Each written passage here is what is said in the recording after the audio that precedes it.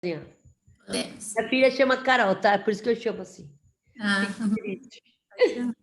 Bem, boa noite a todos. Meu nome é Fernanda Luiza Seragio Oliveira. Sejam bem-vindos a mais um webinar Braskem. Eu sou da disciplina de Nutrologia, do Departamento de Pediatria, da Escola Paulista de Medicina, Unifesp, e também sou vice-presidente do Comitê de Crianças e Adolescentes da Braskem. E nós vamos falar hoje sobre a validação da ferramenta de triagem nutricional Strong Kids no Brasil.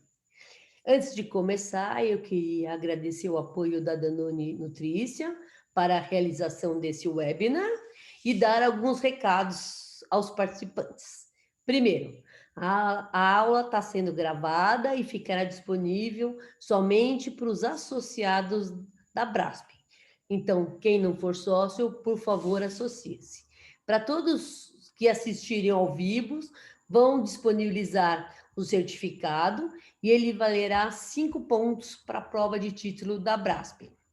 O certificado ficará disponível no site da Braskem, www.braskem.org, no campo certificado, a partir do dia 26/11, que será quinta-feira. Não será enviado por e-mail. E o mais importante é que nós vamos ficar muito felizes se vocês mandarem perguntas a respeito da aula e tentaremos respondê-las com todo o carinho. Então, no final do webinar, nós teremos um sorteio de um presente ao vivo, que é um kit da campanha Diga Não à Desnutrição Kids. Então, fiquem até o final para concorrer. Se for embora antes, vocês não serão sorteados. E agora eu tenho o maior orgulho de chamar a nutricionista Carolina Santos. Ela é nutricionista da Universidade Federal de Viçosa, doutora em Ciência de Nutrição pela mesma universidade, especialista em Nutrição Clínica pelo GANEP, aprimoramento profissional em Nutrição Materna e Infantil também pela Universidade Federal de Viçosa, nutricionista do Departamento de Nutrição e Saúde da Universidade Federal de Viçosa e atua na área de nutrição de clínica hospitalar. Não esqueçam de marcar ou fazer as perguntas para que a gente consiga discutir bastante esse assunto que é tão importante, que é ver as crianças de risco num hospital. Por favor, Carolina, eu gostaria de ouvi-la. boa noite, doutora Fernanda, boa noite a todos os presentes.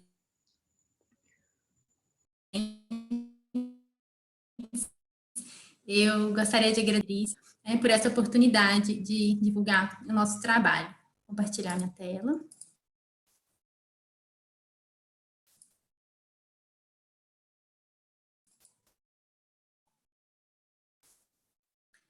E o tema da minha apresentação de hoje vai ser a validação do Strong Kids para triagem nutricional em pediatria, que foi o tema da minha tese de doutorado em Ciência da Nutrição na Universidade Federal de Viçosa.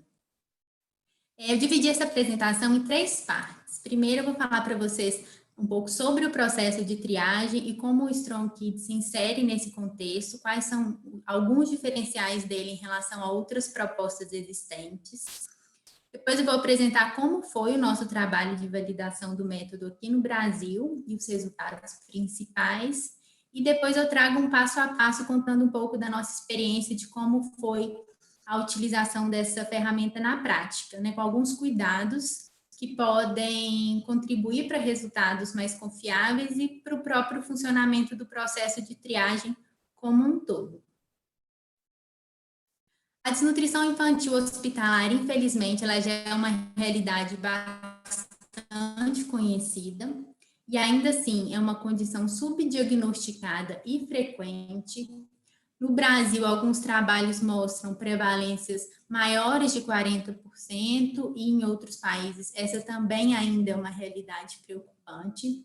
A gente sabe que a desnutrição infantil por si só já se associa a diversas consequências negativas no crescimento e desenvolvimento da criança, e quando ela acontece no ambiente hospitalar, quando se tem, nesse contexto, o impacto de uma doença de base, somam-se a essas complicações diversas outras consequências que vão ter um impacto significativo na saúde e recuperação dessa criança, podendo, inclusive, aumentar de forma significativa o risco de mortalidade. E é nesse contexto, na tentativa de diagnosticar de forma precoce e rastrear esses indivíduos com a maior probabilidade de desnutrição, que o processo de triagem nutricional se insere. Ele é a primeira das 3 etapas principais da assistência nutricional hospitalar e consiste na identificação daqueles pacientes em risco nutricional, que são aqueles que possuem algumas características que aumentam a probabilidade desses pacientes já apresentarem algum comprometimento nutricional no momento da admissão ou evoluírem para isso ao longo da permanência hospitalar. Esses indivíduos, então, em risco, são encaminhados para diversas avaliações, como dietética, antropométrica, bioquímica, entre outras. Essa avaliação vai fornecer informações sobre o diagnóstico nutricional e direcionar as intervenções que forem necessárias. Esse rastreamento é uma forma de otimização de recursos, já que os esforços são concentrados nos casos de maior prioridade. A avaliação nutricional completa, na prática, muitas vezes é inviável de ser feita na totalidade dos pacientes e é a triagem que faz essa seleção. E, por definição, o método precisa ser rápido, prático, de baixo custo, não invasivo e validado para a população a que se destina. Essas são, atualmente, as propostas que nós temos para a triagem nutricional em pediatria, dentre elas o Strong Kids, que é o método que eu vou apresentar para vocês hoje. Ele é uma proposta holandesa, foi um estudo multicêntrico realizado em 44 hospitais, com mais de 400 crianças e adolescentes hospitalizados, e ele tem como diferencial de algumas outras propostas a não necessidade da antropometria para a aplicação completa da ferramenta. E esse é um diferencial importante. Na prática, a gente sabe que muitas vezes é difícil ou mesmo não é possível aferir peso e estatura de crianças hospitalizadas, principalmente quando elas estão em uso de oxigênio, tem alguma fratura, estão em processo de monitoramento contínuo. Nem sempre essas medidas são possíveis e não depender desse tipo de variável é uma característica interessante para o método. Além disso, em relação a outras propostas, ele também é um método bem mais completo. Então, esses são os itens que ele avalia: doença com alto risco de desnutrição ou previsão de cirurgia de grande porte. Ele faz, ao invés da avaliação antropométrica, uma avaliação clínica subjetiva, uma avaliação visual desse estado nutricional.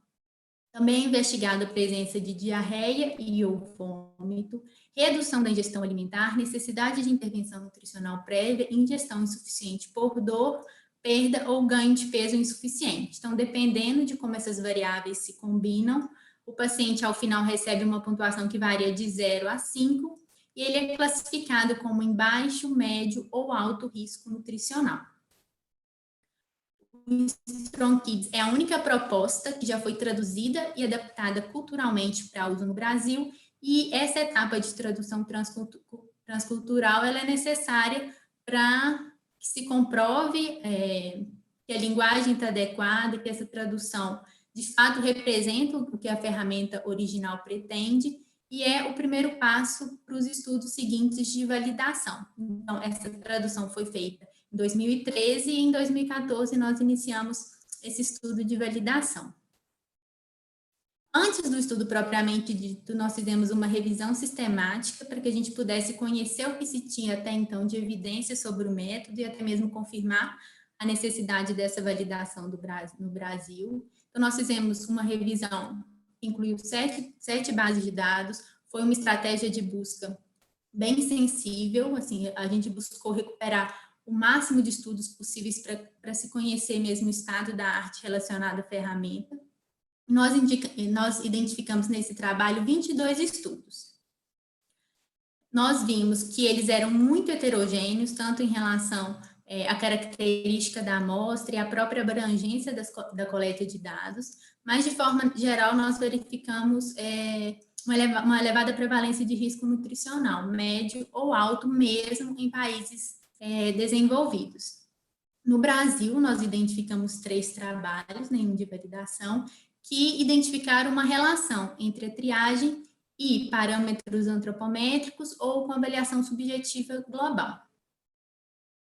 Em relação às associações significativas aos parâmetros que esse método se associou nessa revisão sistemática, nós identificamos que o risco avaliado por ele se associou à redução de medidas antropométricas, alterações bioquímicas, febre, maior tempo de hospitalização, necessidade de intervenção nutricional ou suporte, a desnutrição já instalada, o uso de antibióticos, a perda de peso durante a hospitalização, maiores custos hospitalares, complicações infecciosas. Nós encontramos também um estudo feito a nível ambulatorial, que identificou que esse risco nutricional se associou à dificuldade na realização de atividades cotidianas, presença de dor, desconforto e pior estado de saúde.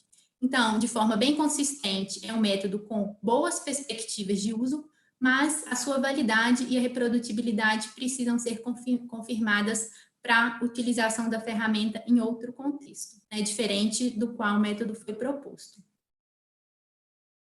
Em relação ao processo de validação, um ponto muito importante relacionado à metodologia do trabalho é que a validação de uma ferramenta de triagem nutricional ela é um pouco diferente, ou ela não segue uma metodologia tradicional de validação. Idealmente, nós teríamos um método teste, que nós desejaríamos validar, e compararíamos esse teste com uma medida padrão ouro, que seria um método universalmente aceito, já bem consolidado, que avalia o mesmo parâmetro, o mesmo conceito desse método teste, que é o grande desafio para a triagem nutricional. Qual seria esse padrão? O próprio risco nutricional, que é o que a triagem busca identificar, é um conceito subjetivo, então com o que compará-lo? E quando a gente pensa em triagem em pediatria, nós não temos nem outra ferramenta para estudos comparativos, quanto mais um padrão universalmente considerado como ideal. Então, como isso é feito na prática? Pela avaliação de algumas variáveis, de alguns componentes, que, quando avaliados em conjunto, fornecem uma evidência favorável à validade desse método. No nosso trabalho, nós avaliamos os seguintes aspectos: a validade concorrente, a validade preditiva, a reprodutibilidade e a praticidade do método. Na validade concorrente, nós investigamos como o risco nutricional se associou com outras medidas feitas no mesmo momento. O ideal seria uma medida padrão ouro, mas como não se tem isso disponível, nós utilizamos como referência o diagnóstico antropométrico. Então, como método, conseguiria identificar aqueles indivíduos já desnutridos segundo a antropometria. Na validade preditiva, nós avaliamos a capacidade do método de prever desfechos futuros, no nosso caso, de prever piores desfechos clínicos.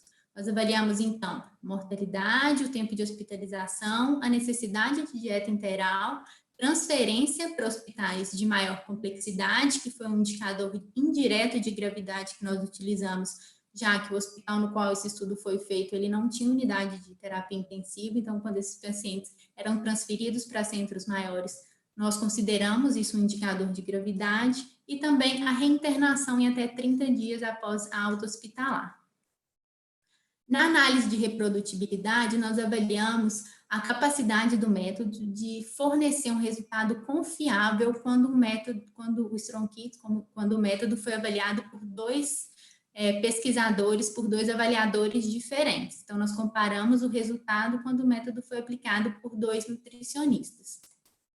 E, em relação à praticidade, nós avaliamos questões como viabilidade, facilidade de uso e o percentual de cobertura do método, Quando a gente conseguiu incluindo os pacientes potencialmente triáveis. Uma investigação adicional que nós incluímos foi a investigação da associação desse método com alterações bioquímicas, anemia e principalmente inflamação, que a gente sabe que tem uma importância significativa nesse processo de desnutrição que acontece no ambiente hospitalar. E um cuidado que nós tivemos na realização desse estudo foi a utilização de um cálculo amostral específico para validação de ferramentas de triagem e avaliação nutricional. Então, por meio desse cálculo, nós verificamos que seriam necessários pelo menos 621 pacientes. Então, esse é o artigo principal de validação do nosso estudo. Então, foi um trabalho realizado em Viçosa, em um hospital de Viçosa, em Minas Gerais, num setor público, num serviço público de pediatria. A coleta de dados aconteceu de 2014 a 2018, então foram 4 anos até que a gente conseguisse esse tamanho amostral necessário. Ao final, nós tivemos 641 crianças e adolescentes hospitalizados que participaram.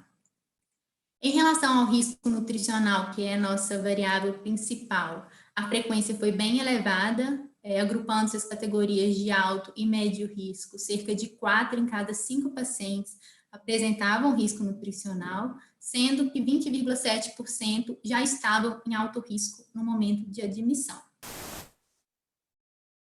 Nessa tabela, nós temos a comparação de algumas variáveis entre as crianças com baixo risco e aquelas em risco nutricional, incluindo as categorias de médio e alto risco.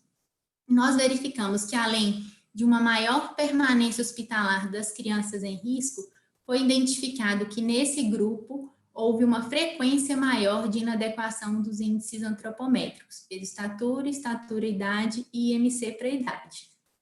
E uma característica que chama muito atenção é que quando a gente avalia o déficit dos índices antropométricos, pelos diferentes índices que a gente avaliou, essa prevalência varia de 9,9% a 12,3%.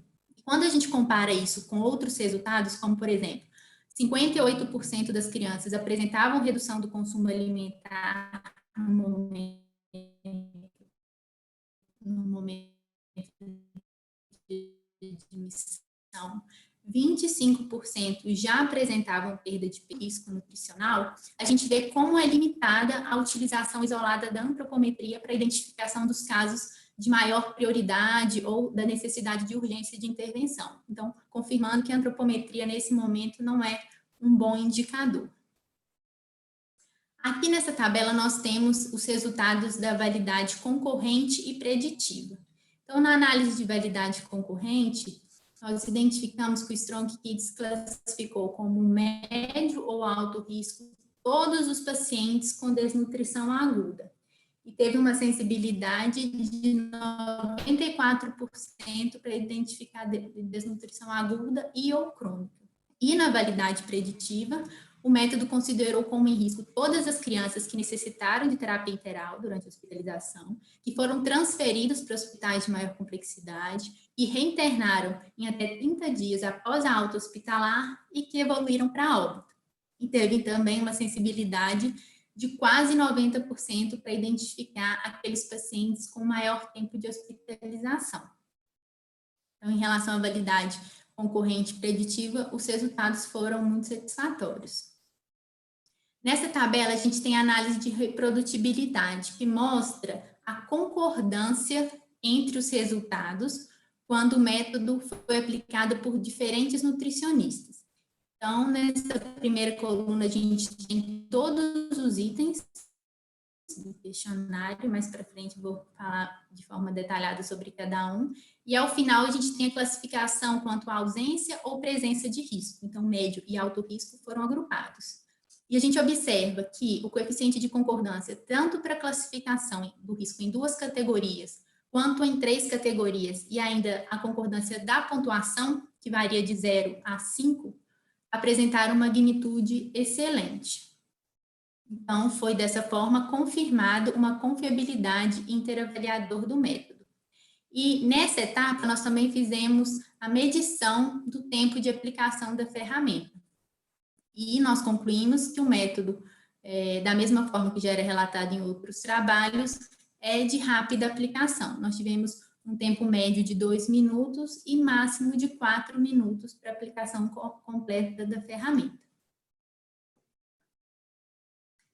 Nós comparamos também o resultado do risco nutricional da triagem com a presença de alterações bioquímicas.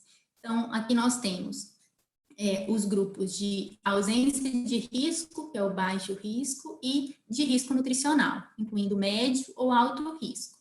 E nós observamos que, em relação à hemoglobina, houve uma queda nos valores, à medida que se aumentou o risco nutricional, que o risco foi presente, e, por outro lado, nós tivemos um aumento nos leucócitos totais e na proteína C reativa, que são indicadores de estados inflamatórios e infecciosos. E não só o valor do exame em si, mas quando esses parâmetros foram categorizados, né, segundo as faixas de normalidade, nós também verificamos um aumento da leucocitose, da proteína C reativa elevada e das 3 alterações, anemia, leucocitose e proteína C reativa alterada, à medida que se caminhou para um grupo de risco nutricional. Na avaliação entre as 3 categorias separadamente, baixo, médio e alto risco, houve um aumento significativo na presença de anemia e das 3 alterações em conjuntos a cada categoria de maior risco nutricional.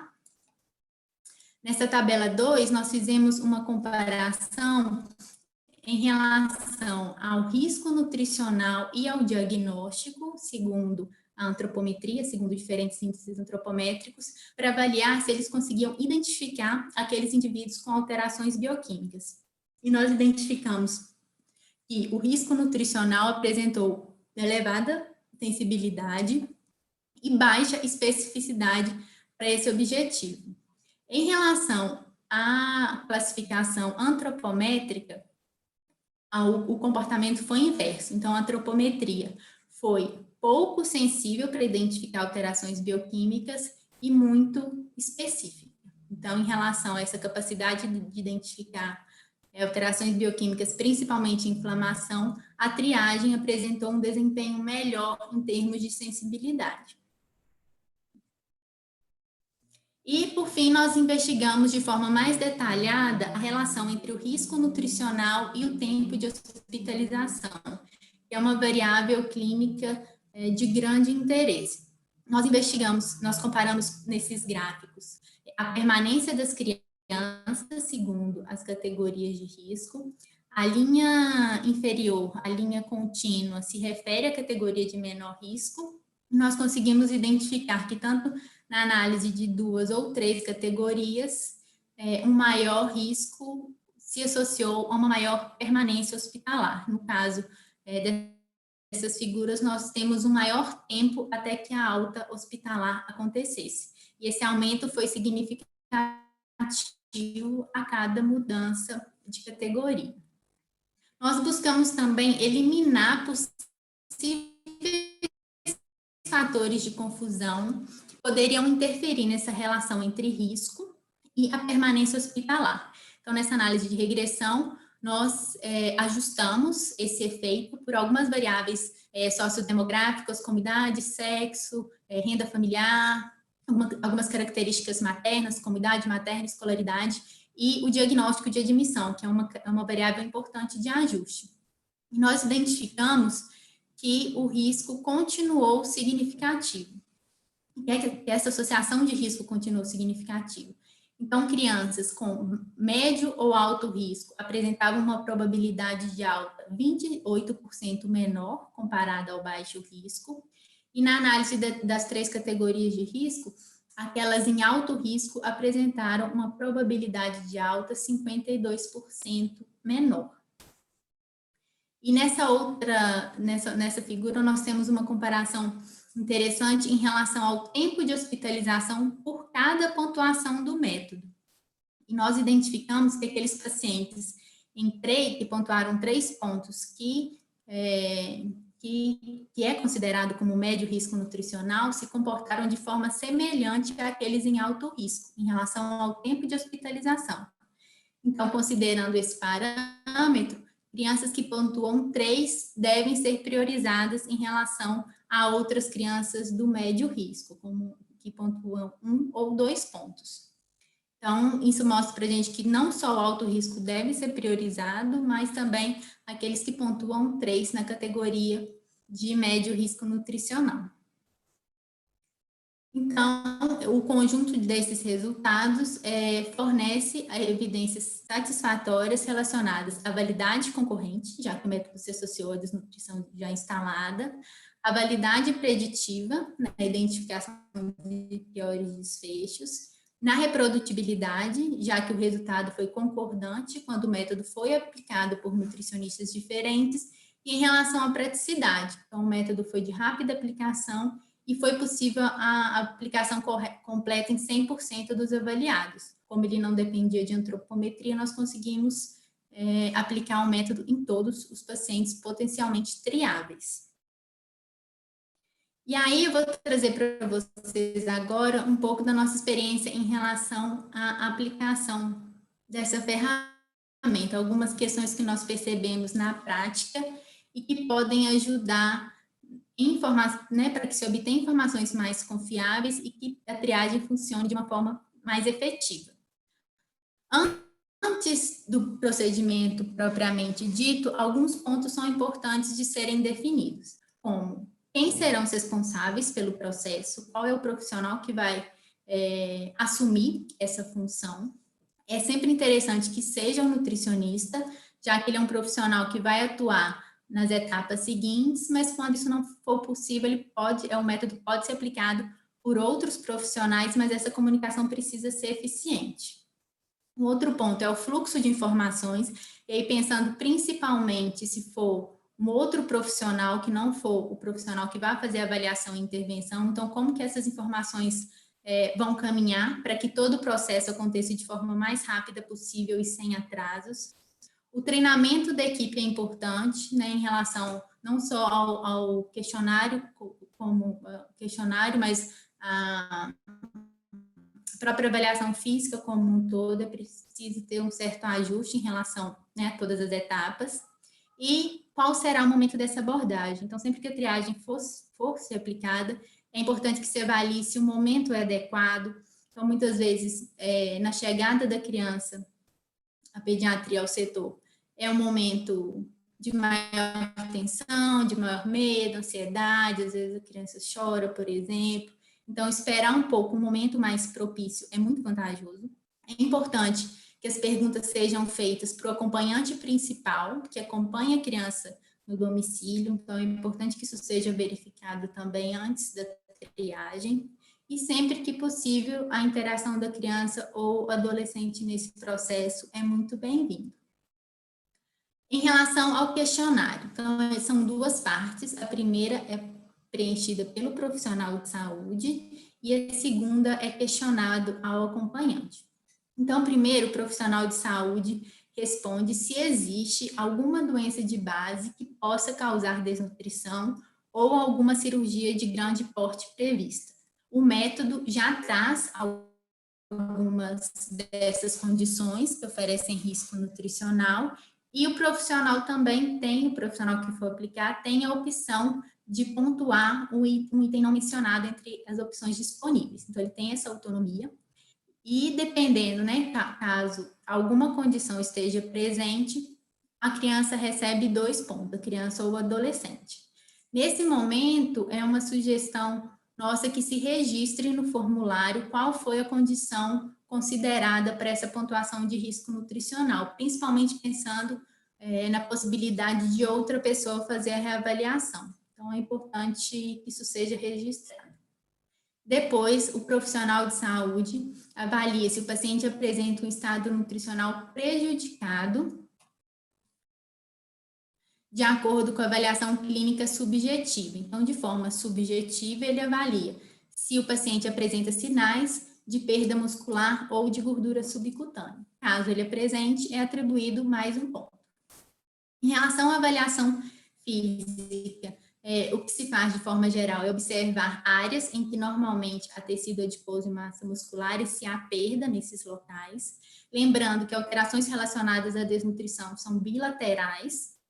Sempre que possível, a reavaliação pelo mesmo profissional deve ser preferida. Esse é o ponto mais objetivo do método. Então, a reavaliação pelo mesmo profissional que fez a triagem anterior, ela diminui essa subjetividade, e a conclusão é feita considerando todos os sinais e todos os pontos anatômicos que são avaliados. Eu trouxe aqui um roteiro sobre alguns pontos, né, sobre a avaliação, os principais pontos que podem ser observados nessa avaliação física. No caso de mais pessoas aplicando, é importante que essa equipe esteja alinhada em relação ao processo, e ele ser padronizado, de certa forma, contribui para um melhor resultado. Então, por exemplo, no rosto, alguns sinais seriam o rosto emagrecido, de forma geral, atrofia da musculatura ao redor dos olhos, atrofia da musculatura temporal, ossos proeminentes, principalmente o zigomático, que é aquele em cima da bochecha, as próprias bochechas encovadas, que é um sinal também que na literatura aparece como bola de bichar ausente.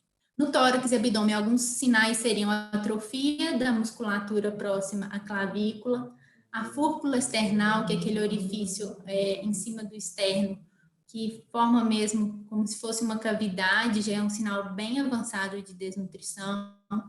A atrofia da musculatura entre as costelas mais proeminentes e o abdômen escavado. Nos membros superiores, alguns sinais seriam a aparência solta da pele, ela é pinçada facilmente, principalmente nas regiões do cotovelo e tríceps, músculos bem delineados, isso é num estágio mais inicial da desnutrição, onde se tem principalmente perda da gordura subcutânea, então é possível ver um certo desenho muscular, principalmente entre o deltoide e o bíceps, é uma perda mais inicial, e acaso essa desnutrição avance, aí sim uma perda de massa e tônus muscular comum da panturrilha, e também a aparência de pele solta, principalmente na coxa e no joelho. Na região dorsal e glútea, alguns sinais seriam escápulas mais proeminentes e atrofia da musculatura paravertebral, além da própria atrofia da musculatura. Importante é o edema, que é um indicativo de hipoproteinemia, principalmente hipoalbuminemia, mas é um sinal muito inespecífico. Então, na presença de edema, é importante que se avalie se ele não está associado a outras causas, como algumas doenças e uso de medicamentos. Então, apesar de serem vários locais de avaliação, né, nessa avaliação clínica e física, como eu falei, é importante que todos esses sinais sejam avaliados em conjuntos e o paciente classificado se ele tem ou não sinais clínicos de desnutrição. A parte seguinte, ela é respondida pelo acompanhante, então o profissional vai questionar a esse cuidador, a esse acompanhante principal, se a criança apresenta diarreia ou vômito, se ela apresentou diarreia ou vômito nos últimos dias, se ela teve uma diminuição da ingestão alimentar durante os últimos dias anteriores à internação, não incluindo aí o jejum para procedimentos eletivos. E nesse item é muito importante que o profissional questione se essa diminuição é em relação ao habitual, que é o que de fato se associa com risco de desnutrição. Algumas crianças possuem um período mais fisiológico de redução da ingestão alimentar, então pode ser que esse acompanhante considere que a criança não come o que ele gostaria, né? O que esse acompanhante gostaria em termos de quantidade ou qualidade, mas é muito importante que essa diminuição seja em relação ao habitual. Mesmo que esse acompanhante considere esse habitual insuficiente, é a mudança do padrão da criança que oferece, né, que reflete uma condição de risco nutricional. Também é questionado se o paciente tem alguma recomendação de intervenção nutricional pré-existente e quais seriam possíveis recomendações relacionadas a um risco nutricional. Por exemplo, uma suplementação oral prévia, se é uma criança que faz uso de terapia enteral domiciliar ou alguma condição que ofereça risco. Então, pensando, por exemplo, numa criança que tenha uma recomendação nutricional anterior para uma alimentação saudável, por exemplo, não seria um item pontuado, né? Isso não é uma intervenção se associada e se associar a risco nutricional. Então, nesse item, é importante que se considere, né, questões que ofereçam, de fato, um risco para desnutrição. E é avaliado também, é questionado se essa criança teve incapacidade de ingestão alimentar adequada por dor. Um ponto importante nesse momento também é que, normalmente, é um momento que os familiares costumam relatar informações adicionais, né? Muitas vezes questões que não foram questionadas, mas que eles consideram importantes, relacionadas à alimentação, como alergia, intolerância, e principalmente preferências e aversões alimentares. E é muito importante que o profissional se atente e escute isso de uma forma mais ativa e intervenha se necessário. Muitas vezes, com um simples ajuste de cardápio, e isso pode ser independente do risco nutricional, a gente consegue ter uma melhora importante na aceitação da alimentação oral. Então, essas informações que não são questionadas, mas que o acompanhante relata, elas são muito importantes e devem ser consideradas em relação, né, a possíveis intervenções. E, por fim, é questionado ao acompanhante se o paciente apresenta perda de peso ou pouco ganho de peso, ou nenhum ganho de peso em crianças menores de 1 ano durante as últimas semanas ou os últimos meses. Uma dificuldade prática nesse item é que nem sempre essas informações prévias estão disponíveis para que a gente conclua sobre nenhum ganho de peso, né? A gente olhar se a criança apresenta alguma queda nas curvas de crescimento, se ela vem nesse processo de pouco ganho de peso, mas na prática esses dados prévios nem sempre são disponíveis e a gente vai pontuar a questão da perda de peso. Então, existem essas duas possibilidades. E aí, caso a criança apresente essa perda de peso ou pouco ganho de peso, é atribuído a ela mais um ponto. E aí, né, essa pontuação é somada e, ao final, a criança vai ser classificada como em baixo, médio ou alto risco nutricional. Então, se ela for uma criança de baixo risco, nenhuma intervenção nutricional é necessária no momento, o peso é checado conforme o protocolo do local e, assim, para crianças que pontuam de 1 a 3 pontos, que são classificadas como em médio risco, é recomendado um diagnóstico nutricional, uma avaliação nutricional completa, que se considere se é necessária uma intervenção, checagem de peso conforme o protocolo e a reavaliação do risco após 1 semana. Já para crianças em alto risco, que pontuam 4 ou 5 pontos, o diagnóstico nutricional completo é necessário, uma orientação nutricional individualizada e o acompanhamento deve ser iniciado e deve-se avaliar nesse momento a prescrição de suplementação oral ou outra terapia nutricional, dependendo de cada situação. Após a triagem, é importante que algumas etapas também sejam realizadas para que o resultado, de fato, signifique um benefício não só para o paciente, mas como para o processo como um todo. Então, é preciso que se programe essa avaliação dos pacientes em risco, em alto ou médio, que essa intervenção aconteça de forma rápida. A reavaliação semanal dos pacientes em risco precisa acontecer e aí o profissional precisa ter esse controle das datas e verificar isso de alguma forma para que essas triagens efetivamente ocorram nos pacientes de baixo risco e sempre que possível o mesmo avaliador para minimizar a questão da subjetividade. O registro do prontuário, o registro em prontuário da triagem nutricional, ela é necessária, né? Nós temos uma resolução do CFN de 2017 que coloca como obrigatória o resultado, né, o registro da triagem nutricional no prontuário do paciente. E esses dados também são necessários para o cálculo, né, para avaliação de indicadores de qualidade, que é uma realidade hoje na maioria dos hospitais. E ajustes no processo como um todo, se for necessário, se alguma etapa não estiver funcionando bem. Em relação aos indicadores, eu trouxe para vocês os dois, no qual a triagem nutricional se insere de alguma forma. Então, um deles é a taxa de realização do risco nutricional. Pelo menos 80% dos pacientes sejam triados nas primeiras 24 horas.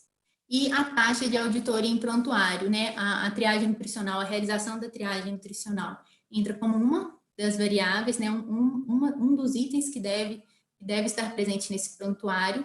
E a meta é que 100% desses prontuários tenham essa informação disponível. Então, essa é a referência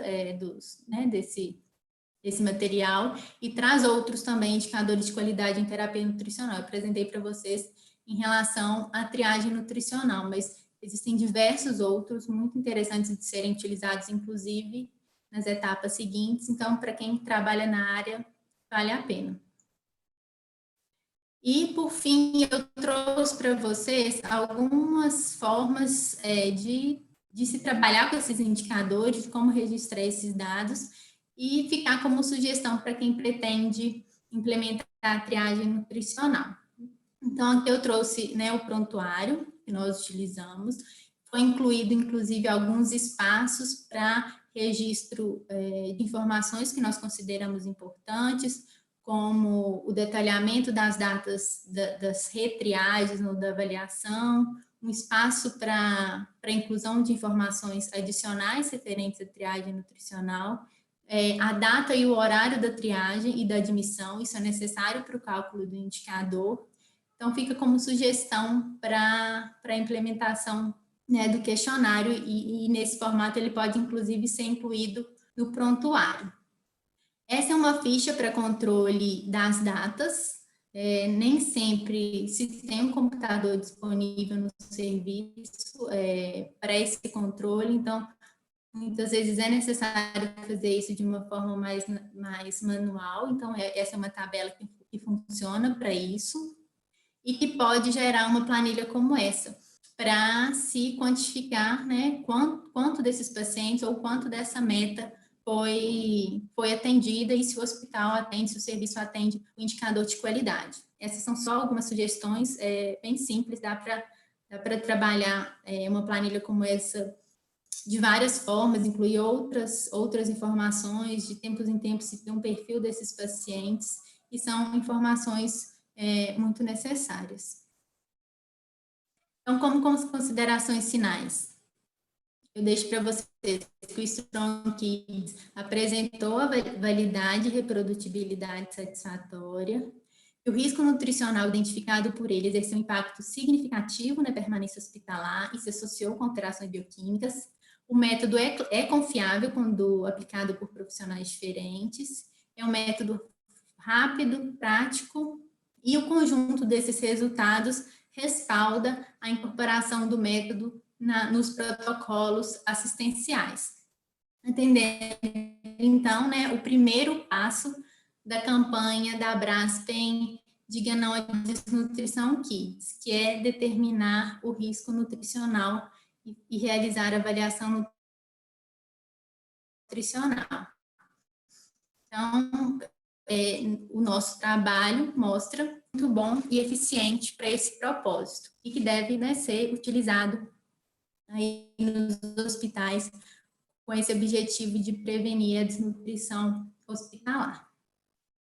Eu queria fazer alguns agradecimentos, né? Primeiro ao programa de pós-graduação em Ciência da Nutrição, no qual eu fiz o meu doutorado, e a comissão orientadora desse trabalho, ao Hospital São Sebastião de Viçosa, que foi onde a pesquisa foi feita, né, a toda a equipe de nutrição envolvida e aos participantes, né, aos pacientes e acompanhantes que foram muito receptivos à nossa presença lá. E, mais uma vez, agradecer a Braskem e a Danone Nutrícia pela oportunidade de divulgar os nossos resultados. Essas são as referências principais. E obrigada. Parabéns. E tem um monte aqui, pegando fogo as perguntas, ainda bem, Carolina. Parabéns, Carolina. Muito brilhante o seu trabalho, brilhante a sua apresentação. E eu acho que é uma grande contribuição no dia a dia de quem trabalha com vários tipos de criança no hospital geral, principalmente, né? Porque tem algumas adequações que você já tem fator de risco, né? Por exemplo, os oncológicos. Eles já são fator de risco, todo mundo já ganha de média para cima, né? Então, eu acho que isso contribui bastante. Hospitais gerais que você tem diferentes tipos de crianças e que a gente não tem tempo de passar em todo mundo, né? Então, eu acho que é fantástico. Parabéns aos seus orientadores, parabéns a você. E nós vamos começar com as perguntas, que está chovendo pergunta aqui. Vamos lá, deixa eu abrir aqui. Ele não abre se eu fechar aqui. Peraí, tem que fechar aqui para abrir aqui. Desculpem, data de vencimento plena é assim, demora. Então, a primeira pergunta que eu queria dizer para vocês, para você, Carolina, é a seguinte: quais pacientes você encaminha para avaliação nutricional completa? Os de médio ou de alto risco, ou somente o de alto risco? Essa pergunta é fantástica, Luciana, muito obrigada, porque eu acho que a gente vai colocar todo mundo no quadradinho que o é. Vai lá, Carolina. Em relação ao nosso trabalho, pessoal, ele não pôde subsidiar um encaminhamento em relação à classificação de risco, porque ele era justamente um estudo de validação. Então, o método foi traduzido em 2013, em 2014 não tinha nada, não tinha nenhum estudo de aplicação, então a gente não tinha segurança nenhuma para decidir sobre encaminhamento, sobre prioridade com o método sem nenhum resultado. Então, ao longo de todo o nosso trabalho, o que o Strong Kids fez foi ser uma avaliação adicional. Então, a gente fazia o Strong Kids e, em seguida, fazia uma avaliação nutricional completa. Felizmente, a gente tinha pernas e recursos para avaliar todo mundo, que não é uma realidade na maioria dos hospitais. A orientação do método é que se avalie todos os médios e alto risco, e em alto risco já se institui uma suplementação, mesmo antes de uma avaliação nutricional completa, que às vezes pode demorar. E aí, com aquele resultado do tempo de internação, eu incluiria as crianças com 3 pontos na categoria de alto risco. Então, eu avaliaria primeiro todo mundo 3, 4 e 5 pontos, e depois 1 e 2, né? 2 e 1, considerando a prioridade, e a reavaliação dos baixos, né?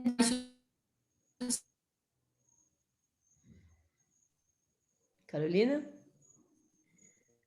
Carolina? Oi, voltei. É que deu uma quebrada no som. Vocês me ouviram? Consegui? Eu acho que nós perdemos um pedaço quando você estava falando de avaliar primeiro os de médio e o alto risco. E daí você estava falando exatamente do aproveitar, vou cumpridar um pouquinho essa pergunta.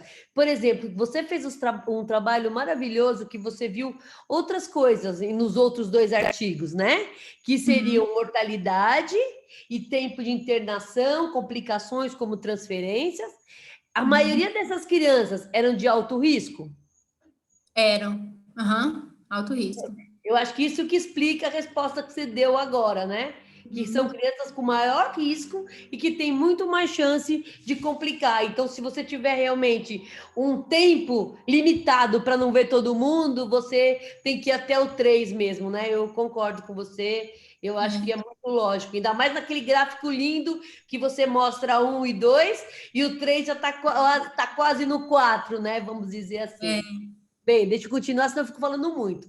A Luciana Correia agradece, falou que foi excelente essa apresentação, e a pergunta é exatamente, quando o volume é muito grande, para avaliar de uma forma completa, o que você faz? Quando o volume de crianças é muito grande, que não dá certo, você não consegue vê-las todas nos primeiros dias. Avalie o alto risco. Alto risco, perfeito, eu acho que é isso mesmo. Eu deixei, pessoal, o meu e-mail no chat, se alguém quiser o formulário que a gente modificou, a planilha, as fichas, é só me mandar o e-mail que eu encaminho, tá bom? Perfeito.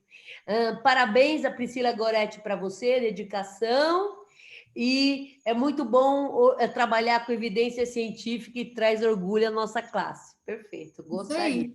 E saber... E ela perguntou se o Strong Kids funciona para pacientes ambulatoriais.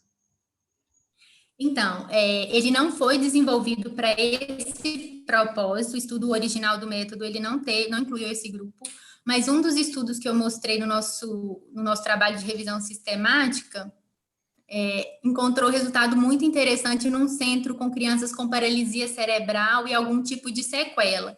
Era, pelo que o método apresenta, é como se fosse uma escola, um centro de convivência para esse tipo de paciente. E aí os resultados do risco se associou à dor, à pior condição de saúde, eles tinham uma escala de qualidade de vida e foi também relacionado com uma pior qualidade de vida. Então, eu acho que existe um grande potencial para a extrapolação da ferramenta em contextos não hospitalares, mas que, de alguma forma, precisam rastrear esse comprometimento nutricional de alguma forma. E tem também um trabalho em UTI, que o Strong Kids foi melhor que, se eu não me engano, o STEM, que é uma ferramenta, outra ferramenta, para pior desfecho. Não é um método para paciente crítico. Para o paciente crítico, a presença de risco nutricional não é dúvida, mas caso se precise priorizar também de alguma forma, pensando nos grandes centros, né, de terapia intensiva, é talvez uma possibilidade futura. Essa foi a pergunta do Marcos Vinícius Ribeiro que você respondeu. Humberto quer que você comente um pouco da alergia, né? Porque, na verdade, não está preocupado em que tipo de alimento ele vai comer, mas exatamente pensando no qual é o risco nutricional dessas crianças, né? Então, teoricamente, a gente torce para todo mundo que tem alergia, quando entrar no hospital, já tem o diagnóstico de alergia, né? Então, isso já ajuda bastante a nossa vida. Eu não sei. Oi, pode falar. Eu não sei se ele perguntou isso em relação ao item de intervenção nutricional pré-existente, porque uma criança com alergia teria uma intervenção nutricional pré-existente. O que eu consideraria para pontuar ou não é como essa alergia se insere nesse contexto. Então, é uma criança com alergia aderente à dieta, sem complicação, sem nenhum estado inflamatório, pensando em intolerância, sem náusea, vômito, diarreia, naquele momento. Se não tem, se é uma criança bem adaptada à terapia que ela já recebeu, não pontua. Agora, vamos supor que é uma criança com uma alergia que está no processo alérgico ativo no momento da admissão hospitalar, criança como um todo, além da alergia, além do próprio diagnóstico. Se aquela intervenção, naquele momento, é uma condição de risco ou não. Eu avaliaria dessa forma. Perfeito, eu acho que é isso, né? O fato dela estar tendo alergia, mas está bem, fazendo a terapia dela, tá tudo ótimo. O problema é quando você tá ou não faz a terapia, ou se ela está descontrolada, ela tem muito mais do que um fator que está desencadeado, por exemplo, uma alteração IgE mediada, né? Seria mais ou menos isso que eu pensaria, né? Tem uma pergunta... Pode falar, Carolina, pode falar. Não, é que uma questão muito interessante do método é que ele dá autonomia para o profissional escolher o que ele considera risco. Eu acho que a gente tem que assumir isso com segurança como profissionais. Se é, por exemplo, uma PLV de uma criança com comprometimento nutricional, com uma série de sintomas que você vê que aquilo impacta naquele momento, você pode classificar isso como um risco. Então, isso é um ponto importante do método, essa autonomia para o profissional decidir. Perfeito. Nós temos um monte de perguntas, Carolina, eu preciso que você encurte as respostas, senão todo mundo vai ficar nervoso. A Liana Macedo está falando a respeito da desnutrição primária no estudo, que elas pontuariam como menor risco, porque seria uma vulnerabilidade social. O que você pode comentar disso? Não necessariamente, porque a avaliação física, ela inclui a desnutrição primária. Então, não tem naquela parte de avaliação física que eu apresentei aqueles pontos, você pontuaria independente da origem. Então, o método consideraria, de certa forma, sim. A criança não pontuaria baixo risco. E aí, se vai ser médio ou alto, vai depender de outras coisas. Isso, de outras doenças concomitantes, né? Eu acho que isso é importante. No caso do acompanhante não relatar nada, isso acontece muitas vezes, né? Quem trabalha sabe que isso acontece. E você não souber nada da alimentação dessa criança. Como é que o Strong Kids lida com isso? A gente lidava com isso voltando depois. A gente não desistia da triagem, porque naquele momento não era o acompanhante principal. Então, por exemplo, muito comum lá, E quando a gente ia cedinho triar, era um péssimo momento, porque normalmente era o pai ou algum outro acompanhante que ia dormir, aí muito cedo, às vezes não tinha feito a troca com a mãe ou com a avó, que normalmente são os acompanhantes principais, e não sabiam informar.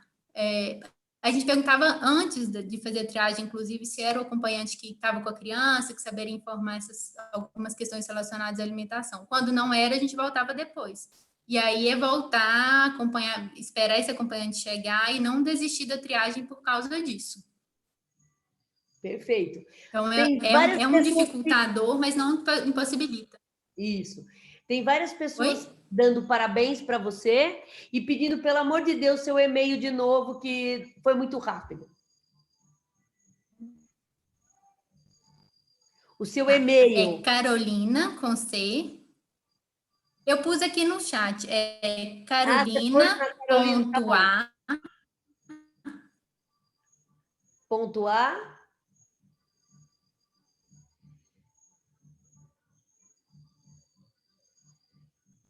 Chat. Carolina. Eu acho que é mais fácil você escrever, porque o som tá falhando de vez em quando. Eu escrevi no chat. Então, Não tá menino, indo por favor, procure para o chat, porque nós temos muitas vocês, não, perguntas pessoal, que eu aqui. escrevo no chat? A outra pergunta interessante é da Vitória Randoli, que ela fala assim, que a ferramenta Strong Kids é a primeira avaliação do paciente, ou ela pode ser realizada durante a internação.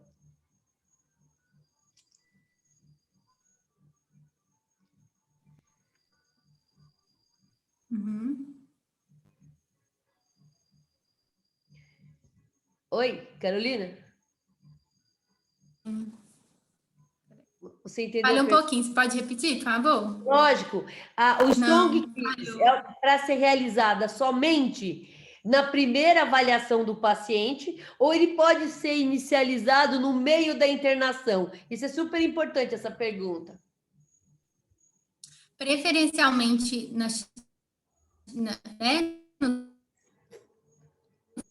nos momentos iniciais, mas não, ele pode ser, inclusive ele fornece informações importantes de redução do consumo. O paciente ele deve ser reavaliado pela mesma ferramenta na semana seguinte, se for um paciente de baixo risco, então ele pode ser utilizado em qualquer momento.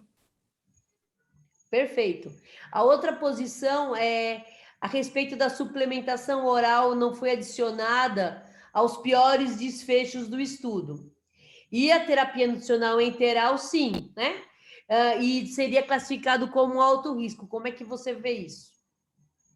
Não, na verdade, a suplementação oral, ela foi utilizada nos pacientes que foi necessário, só que isso não foi uma variável. Nós não coletamos essa informação, na verdade, assim, contando um pouco dos bastidores do trabalho, a gente tentou avaliar consumo alimentar, e quem trabalha nessa área sabe que foi, assim, foi muito difícil a gente conseguir dados de consumo com segurança do ponto de vista metodológico.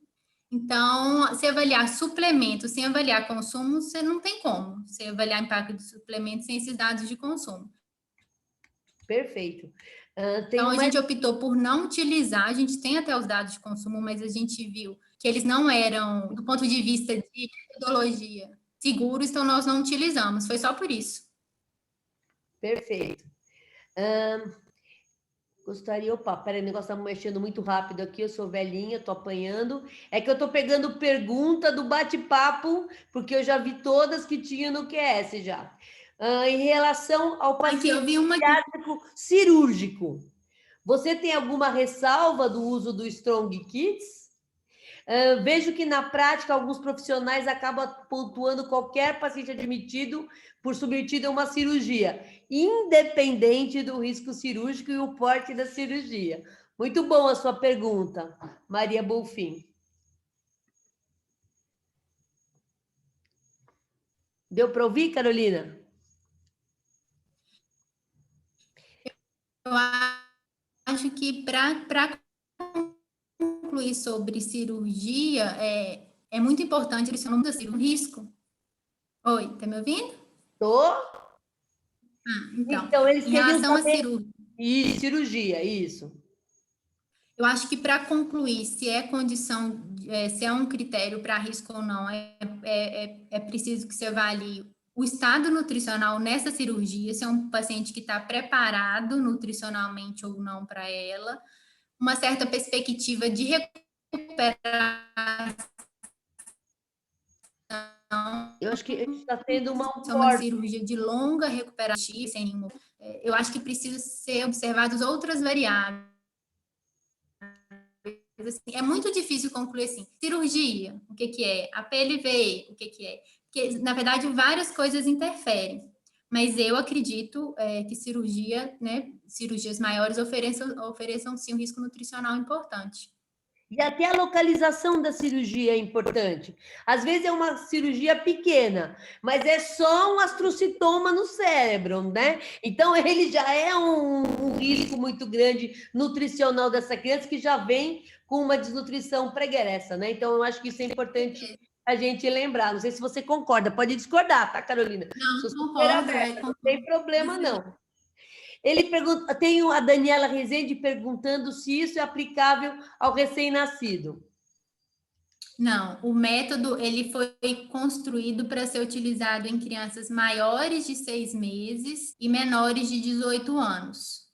Então, para recém-nascidos, não tem Não é. indicação, eu nunca vi nenhum trabalho a respeito. E a Juliana quer saber, Juliana Pimenta, qual é a recomendação de reavaliação durante a internação e antes da alta? Reavaliação de avaliação nutricional ou de risco? Não, De de avaliação, reavaliação do risco. Isso. baixo risco semanal, médio risco tem uma orientação de reavaliação semanal também, e alto risco, teoricamente, eles são acompanhados diariamente ou com muita frequência. Então, aí você não precisa reavaliar risco durante, né, depois de um certo período, que você vai estar avaliando aí mais próximo, né, esses pacientes mais graves.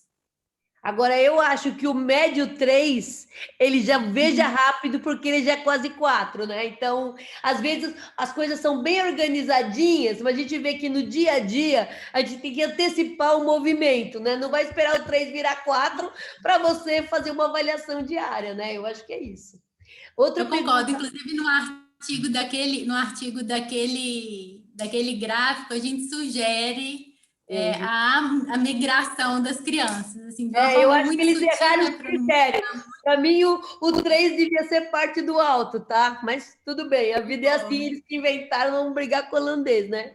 Eu acho que é mais ou menos isso. No que mais? O acompanhante nós já falamos, tem milhões de parabenização, tá todo mundo muito feliz pela sua aula, pela sua didática, muitos, mas muito, muito, muito parabéns aqui na minha vida. Após uma semana, o que você chama de retriagem? É a reaplicação do mesmo método, preferencialmente com o mesmo acompanhante. Anotar, pessoal, o nome do acompanhante que responde é um detalhe tão simples, faz tanta diferença, principalmente na reavaliação, e com o mesmo profissional, se possível, para avaliação física. Então, você vai aplicar o método novamente e ver se teve alguma alteração em alguns dos pontos. Só tenho maravilhosa, aula maravilhosa. Nossa, tem milhões aqui. Você ganhou um Que monte bom. de estrelinha. Acho que nós respondemos quase tudo. Parabéns. Não sei, você gostaria de frisar mais alguma coisa que eu deixei passar e que você acha que é importante para as pessoas que trabalham no dia a dia num hospital que tem muitos leitos, a importância de ser alguém treinado para fazer essa triagem, né? Eu acho que tem que ser um nutricionistas, tem algumas triagens que querem que seja feita principalmente pelo pessoal da enfermagem, né? Mas eu acho que a área de vocês. Pode falar. Principalmente pensando na etapa, assim, porque foi uma coisa que aconteceu com muita frequência, eles relatarem coisas adicionais relacionadas à alimentação. E ser um profissional que tem esse ouvido cuidadoso, que faça a informação chegar onde precisa. Então, por exemplo, se a mãe fala para qualquer pessoa no hospital que o filho dela não come carne de boi, para ela não faz diferença se é o nutricionista, se é o médico, se é o enfermeiro, se é a copeira. ela espera que essa informação chegue onde precisa. E essa informação precisa chegar independente de risco nutricional. E o nutricionista é o profissional que tem esse contato mais direto com o planejamento de cardápio, com a cozinha. Então, evita até certos problemas relacionados à própria comunicação com o paciente. Então, eu defendo muito que seja feita por um nutricionista. Em relação ao método, eu sou suspeita porque os resultados superaram as nossas expectativas e eu acredito, assim, que é um método muito simples, mas que a gente não pode subestimar o potencial que ele tem ao longo de todo o processo, até mesmo, até comentei na live a questão da construção desse vínculo com o paciente, é na triagem que começa. Então, acho que é uma grande oportunidade da gente proporcionar para esse paciente um acompanhamento, uma assistência nutricional adequada. Então, é um método muito simples, para o tanto de benefício que ele pode trazer. Então, eu gostaria realmente de incentivar que vocês apliquem, que vocês testem, que vocês insiram, né, nos protocolos de triagem. A triagem em pediatria, comparando com outras faixas etárias, ainda está bem no comecinho, mas eu acredito que a gente vai caminhar muito aí nos próximos anos, nesse processo. Com certeza. Eu tenho a última pergunta que eu vi a respeito de pacientes oncológicos. E se reinternação por QT, desculpa, quimioterapia, é considerado uma reinternação? Eu digo clinicamente que não, né? Porque se ele tem que reinternar para receber medicação quimioterápica, não é uma reinternação. Na minha cabeça clínica, reinternação é quando você tem uma outra morbidade ou uma complicação da sua morbidade que você tinha, ou essa morbidade que você internou voltou. Carol, responda, por favor, Carolina.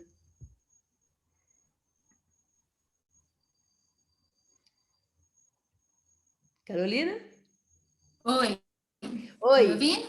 Estou ouvindo, pode falar. É que fale um pouquinho. Oi. Fala, por favor, a respeito dos pacientes oncológicos. Concordo.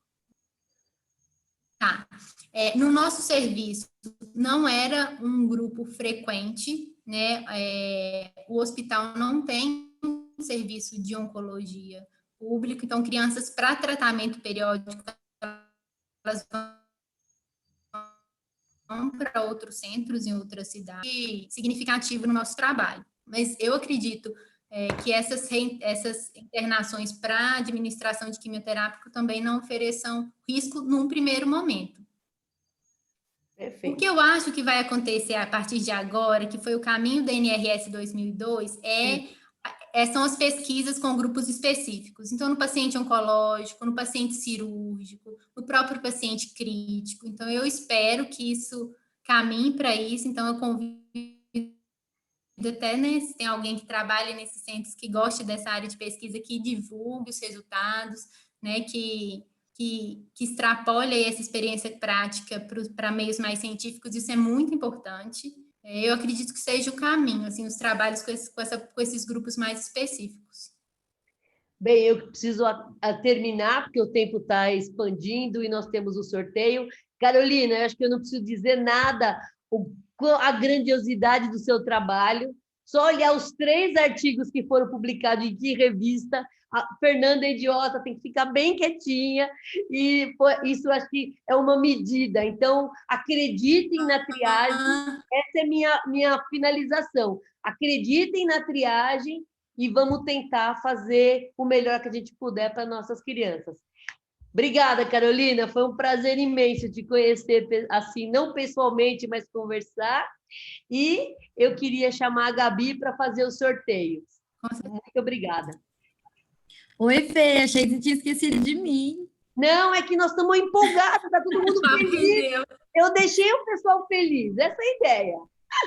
Ai, gente, que bom. Então, agora a pessoa que ganhar vai ficar mais feliz ainda. A gente é um kit, tá, gente, da campanha de Ganhando Desnutrição, que é uma camiseta e um crachá. E aí a pessoa tem que estar aqui ao vivo e a gente entra em contato com o ganhador. Vamos lá. Marta, deixa eu ver se ela tá por aqui. Marta, se você tiver aí, já pode falar aí no chat. Não tá. Ixi, então tem que sortear de novo? Vou sortear de novo. Eu queria agradecer de novo, né, a Danone Nutrícia, que foi por ela que nós tivemos essa brilhante noite, com essa brilhante palestra. Muito obrigada. Eu queria agradecer também mais uma vez a Danone, a Braskem, a você, doutora Fernanda, pela oportunidade. É sempre bom quando a gente tem a oportunidade de divulgar um trabalho para quem está na prática, eu acho isso essencial, né? E foi uma noite muito agradável. Ainda bem, eu também adorei, muito obrigada. Gente, a Achou segunda a pessoa Adriana ainda Mota? não estava aqui, não estava, Fê. Eu Oh, meu tentei Deus, de então novo. vamos lá, continuem com as mãozinhas das figas aí, quem quiser ganhar. Tatiane, continuem torcendo. Caramba, o pessoal saiu. Mais uma que não tá. Olha, mas nós chegamos a 230 pessoas. Calma aí, tem gente levantando a mão. Deixa eu ver quem é. Ah, é quem quer. É quem quer ganhar. Calma, gente. Paciência que vai dar certo. Será que é o próximo? Deixa eu Não tem arrumar a aqui. Tatiane aí, não? Não, Geovânia. Vamos ver. A Giovânia estava no simpósio de enfermagem.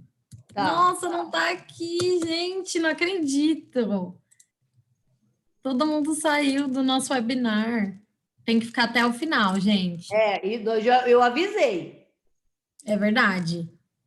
Já cumpri. Olha, todo mundo que tá aqui tá querendo e não ganha. Vamos ver a Rafaela. Torçam aí, meninos. Rafaela Bezerra. Aê, a Rafaela tá aqui. Ah, Rafaela. viu? Foi a única que eu li, Ufa. deu certo, ó. Então, tá bom.